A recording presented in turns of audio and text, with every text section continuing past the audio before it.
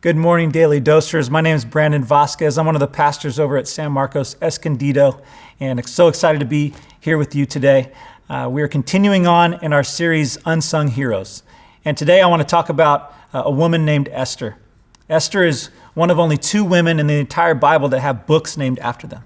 And the book of Esther is actually the only book in the Bible that has no mention of God. But if you look through the story and read the verses and the chapters, you'll see that God is all over this story. We're talking about unsung heroes this morning, and the reality is that Esther has a book. I just told you, a book named after her. But for me, I grew up in the church for most of my life, and I just didn't hear about Esther very much. Obviously, I heard about her a few times, but it just wasn't a thing that we regularly heard about Esther. And so that's why I wanted to talk about her this morning. The story picks up in the kingdom of Persia. And the king of Persia, his name was King Xerxes. And he was having this banquet where he invited all the nobles of the land and all the top officials. And they were going to have this party where he was going to show off all of his wealth for 180 days. Now for me, I'm Mexican. We have like 2-year-old birthday parties that last for like 2 or 3 days. And I feel like that's a long time. We can party loud, we can party long, but 180 days is like, even as a Mexicano, I'm like, what? Are you kidding me? How do people party for 180 days? But that's besides the point.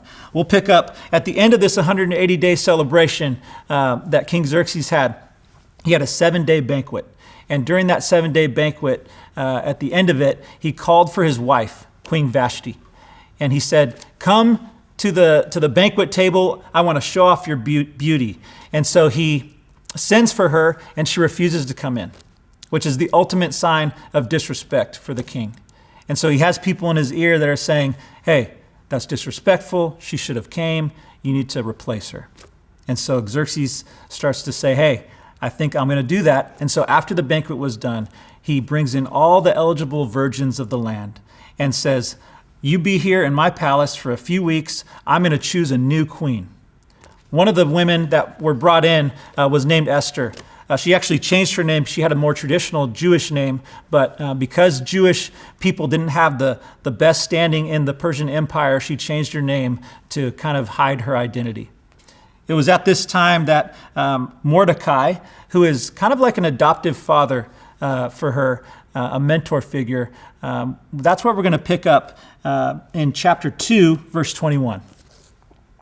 During the time Mordecai was sitting at the king's gate, Bigthana and Teresh, 2 of the king's officers who guarded the doorway, became angry and conspired to assassinate King Xerxes.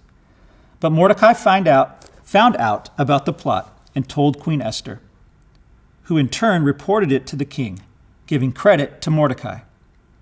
And when the report was investigated and found to be true, the 2 officials were impaled on poles.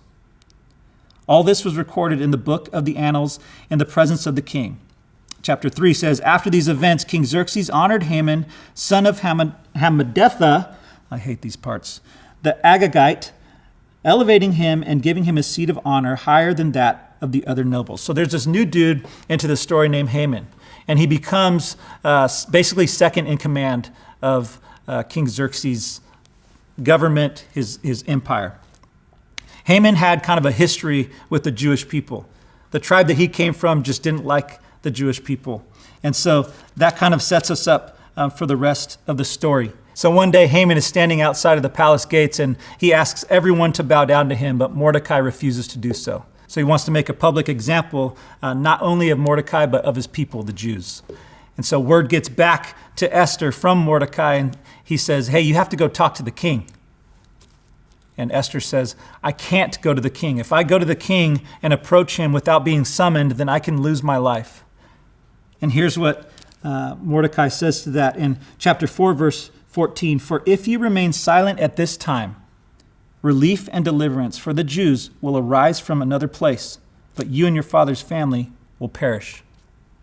Esther, a couple of verses later, says, go gather together all the Jews who are in Susa and fast for me. Do not eat or drink for 3 days, night or day. I and my attendants will fast as you go. When this is done, I will go to the king, even though it is against the law, and if I perish, I perish.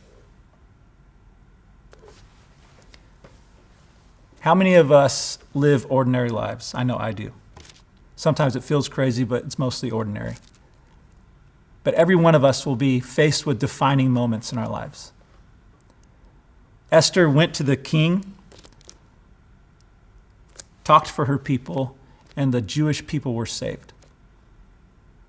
Now, we might not save a whole people group in our lifetime, but how will we face those defining moments? Will we have the courage and the bravery to walk into those moments and say, if I perish, I perish, but I know what God wants me to do, and that's what I'm going to do.